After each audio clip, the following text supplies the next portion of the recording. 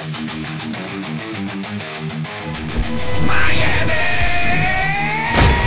To mission control, we have liftoff. Phinhub! Phinhub! We talking Dolphin City! Phinhub, Phinhub! Yeah! It's that Dolphin Show! Phinhub! Welcome to the Phinhub Show, the one NFL podcast you can't leave off your roster. Now here's your hosts, Joe and Kevin DeHaven. All right. Welcome to another episode of the Phinhub Show, powered by BetUS. Guys, if you haven't already, make sure to check out BetUS and use code YouTube150 for a 150% bonus on your first deposit for up to $2,000. That's a lot of money right there, so make sure to take advantage and use code YouTube150 on BetUS the next time you're placing your bets. So it's no secret the Miami Dolphins haven't gotten off to the best start. It's definitely not the start that most of us Miami Dolphins fans or even anyone in the NFL could have predicted. Such a high-powered offense, so many stars on this team, and so much firepower, yet we have looked terrible to start the season, especially on offense. But with all that being said, and the Dolphins being in such a terrible circumstance, the AFC has left the door open for the Miami Dolphins. As we all know, the Patriots, and as everyone predicted, are the Patriots to start the season. They haven't really done anything impressive. Nothing has changed there. The Jets were extremely overhyped. It doesn't look like the Aaron Rodgers idea, the Aaron Rodgers experiment is really going to go much further than it has.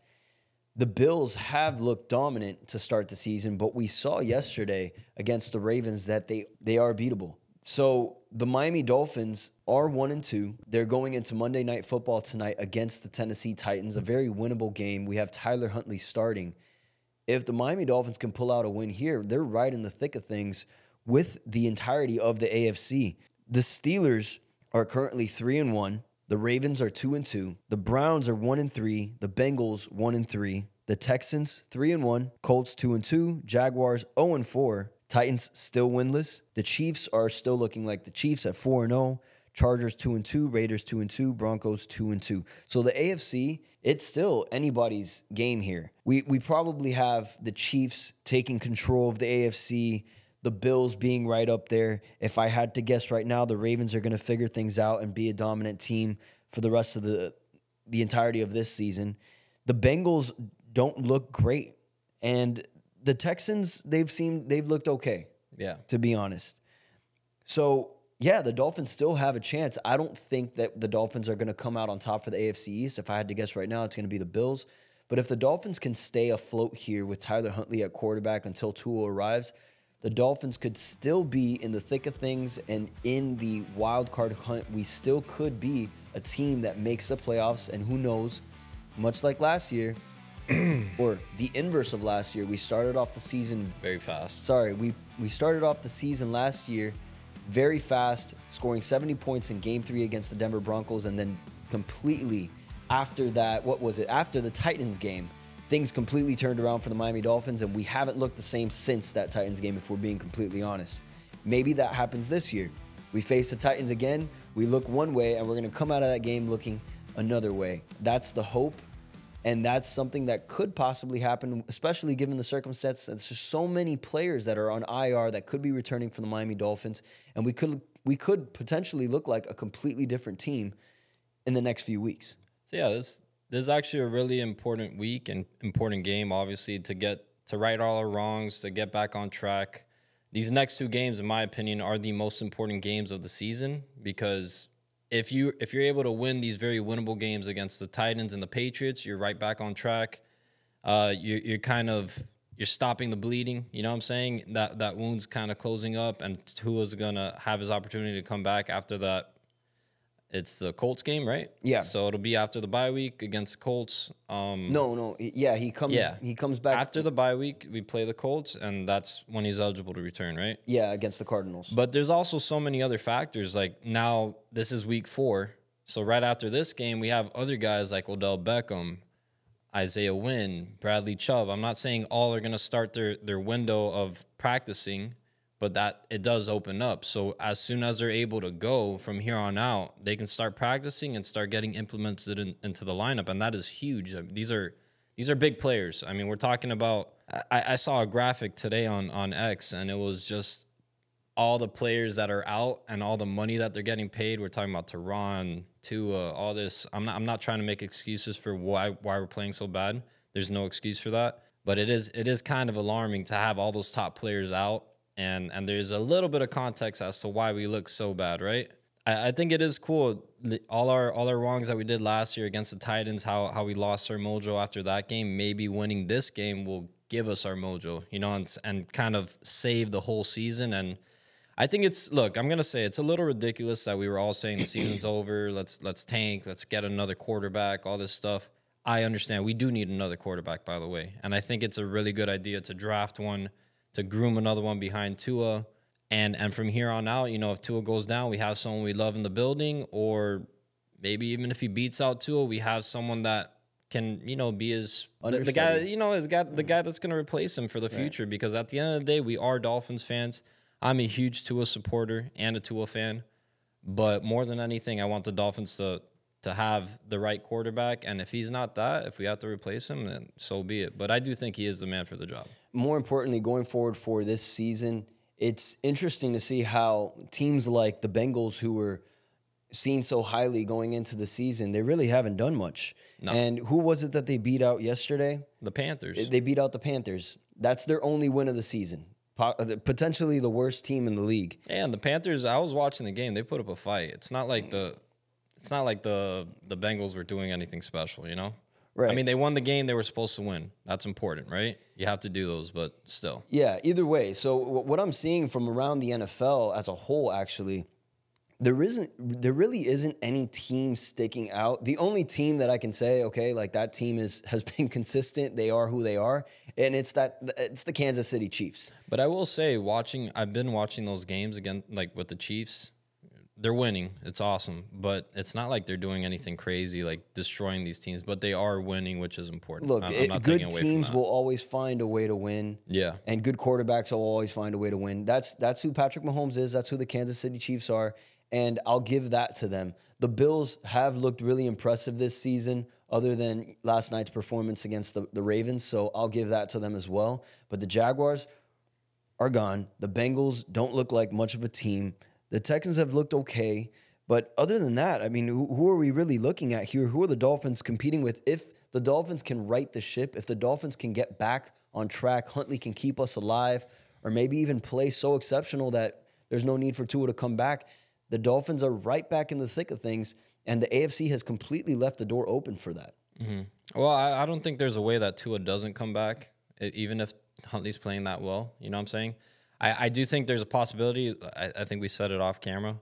But if Huntley does play well enough that maybe you can add an extra week or two of Tua recovering from that, that head trauma that he keeps going through, I think it'll be important for the rest of the season as well. But hey, look, man, there's so much season left. There's so much going on in the NFL that it's kind of surprising. You see all these teams that are supposed to be these badass teams like the Eagles, the 49ers. I know they don't matter because they're not in the AFC, but still, you know what I'm saying? It's kind of no one really has their footing yet. So neither do the Dolphins. And I get it. It's alarming that we only scored 3 points against the Seahawks. But it's the first week without Tua. It's a guy in Skylar Thompson that just wasn't ready for the moment, I guess. I don't want to bash the kid. But Tyler Huntley's been there. He's done that. He's played important games for the Ravens. He's won those important games. He's played a playoff game for the Ravens as well. So I'm confident he can get the job done. I'm confident that he gives us the best chance to win these next 3 games at quarterback other than Tim Boyle and Skylar Thompson. Yeah, I'm excited to see what he can do for the Miami Dolphins. And I think another thing that needs to be addressed that we've already spoken about before, but it's still something that needs to be talked about. If you haven't given a chance for us to watch an entirety of an episode, or you're just looking at the thumbnails or the title description, what you see is that, this Tyler Huntley is the savior for the Miami Dolphins. No one in their right mind is saying that. I think that right now, all we're asking Tyler Huntley to do is beat these bad teams. We're just asking him to be better than Skylar Thompson. And nothing against Skylar Thompson, but it's not going to be very difficult for Tyler Huntley to outdo that Seattle Seahawks performance. No. So Anyone can at this point, you know? Yeah, we're not asking for much. We're just asking you to beat the winless Tennessee Titans, and we're asking you to beat the New England Patriots, who have Jacoby Brissett, which I know Miami Dolphins fans are very aware of. We're asking you to beat that quarterback out. So it shouldn't be too hard for Tyler Huntley to make things right for the Miami Dolphins, at least these next couple weeks. And if we can string along some wins until Tua gets back, the Dolphins could be right back in the thick of things. And that's really the only thing I take away from yesterday, which the Dolphins didn't play, obviously, but it was still a great day for the Miami Dolphins because it shows that no one else really has their shit together. The only difference I can say, though, is that we do have our franchise quarterback that we just paid all this money to, and now his career could be, threatened now because of all this. So, yeah, there is a little bit of pessimism around that fact. But aside from that, as far as the season goes, look, we have all of this talent everywhere else, okay? And we really do have a lot of big names. And I do see that the Dolphins have holes on their roster. But we do have guys like Tyreek Hill and Jalen Ramsey at the tail ends of their career, and they deserve a playoff push. They deserve a Super Bowl run, you know? And I think that Tua, a healthy Tua, does give us the best chance at that, at least for this season. We have to see this season through. There's nothing else we can do at quarterback at this point. Yeah. We will revisit this in the offseason, see if if we do have a chance at drafting, a top 3 quarterback, top 4 quarterback in next year's draft. I don't know if that's possible. It's what not kind possible. Of trade prospects the Miami Dolphins could land in the offseason. But that's right more now, the route. It's just not a reality. Yeah. It's just not a reality. Tua does give us the best chance, and Huntley is going to allow for that situation to actually come into fruition. So hopefully the Dolphins can get it done with these next 2 games, and that actually could be a possibility. Yeah, I think the only way you revisit it in the offseason, obviously. This is the rest of the season we're trying to win. Well, we're constructed that way. We've paid the guys in this amount. Like you're talking about Jalen Ramsey, you're talking about Tyreek Hill. These guys are here to win. The Dolphins committed to them for multiple years because they have a winner right now, right? And I'm not ready to blow this all up and do another 5-year project of starting to draft guys and building this team from the ground up again. We have come so far as actually getting talented players to want to come to play for the Miami Dolphins, asking to come play for the Miami Dolphins, taking discounts. So there's plenty of time. I do think we have the right defensive coordinator in Anthony Weaver, so I think this can be turned around. Maybe have a really great defensive stretch these next 3 games and maybe not put so much pressure on the offense, Even though you only scored 3 points, I get it, but still, maybe the offense just has to do enough to not lose the game, and the defense is like, bro, we got your back. We'll get this done. We got a hell of a defense, honestly. Jalen Phillips, Jalen Ramsey, Javon Holland, even a guy like Jordan Poyer. I think he's great out there. Calais Campbell has been doing his thing too. Sealer, the defense Sealer has been great. The Dolphins, Chop Robinson, he's been playing well. I mean, he's not getting to the quarterback yet, but he's gonna get there. And when he does, I think it's gonna be like a flurry of sacks. He's just gonna start getting his groove. Yeah. So there's definitely a lot of things to be optimistic about with this Dolphins team. I think we upgraded a linebacker too. I know David Long is just always injured. I think that's another project we just got to get rid of after this year, not re-sign him. At the end of the day, very talented guy. I like what he provides for the defense, but if you can't stay out there, and I guess it applies to Tua too, but if you can't stay out there, there's no point in having this idea of something great that's just not doing anything because you're not out there, obviously. So. Yeah. So it looks like we'll probably be seeing Anthony Walker Jr. out there for the Miami Dolphins. Love him too. So yeah, so another guy that's very injury prone, but whatever. Here we are. We got this Miami Dolphins team, very injury prone, a lot of talent, and hopefully they can eke out a couple wins here before Tua gets back on the field, so the Miami Dolphins can stay in the thick of things for the AFC. I have one more thing to say. I don't know. I don't want to give it too much validity or look too into it, but I did read somewhere that Tom Pelissero said that we're optimistic that Odell Beckham will start his practice window after this game. So that's interesting. That's big news. Maybe Malik Washington comes back too. We'll have 2 more receivers. That's clearly been a soft spot on this team. outside of Tyreek Hill and Jalen Waddle. So, I mean, hopefully it adds a little spark there as well. Yeah, hopefully. And we'll see. So the Miami Dolphins will be playing tonight against the Tennessee Titans. If you haven't already, make sure to check out BetUS and use code YouTube150 for 150% bonus on your first deposit. Again, that's use code YouTube150 for 150% bonus for up to $2,000. But that's going to be it for today, guys. Make sure to check out that Miami Dolphins game. Hopefully we get that dub, and we'll see you guys in the next one. What's up?